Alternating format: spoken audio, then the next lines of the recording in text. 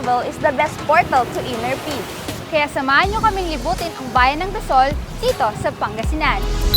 Alam nyo ba na ang Culebra Island ang second most visited island dito sa Pangasinan? Kasunod ito ng 100 Islands ng Alaminos City.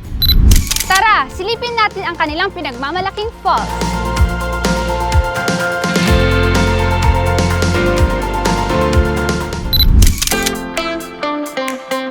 Tara, tikman natin ang pinagmamalaki ng Pamilya Cortez dito sa Aling Gunding's Native Bibingka.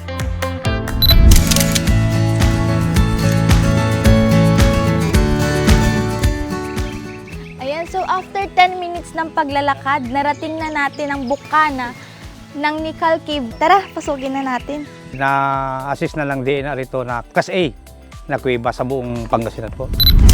5 minutong drive lang mula sa Nikal Cave, mararating natin ang Siquero Cave dito sa Barangay Makalang. Pero ang highlight talaga rito ay ang spring na cave na favorite na liguan ng mga residente at bisita.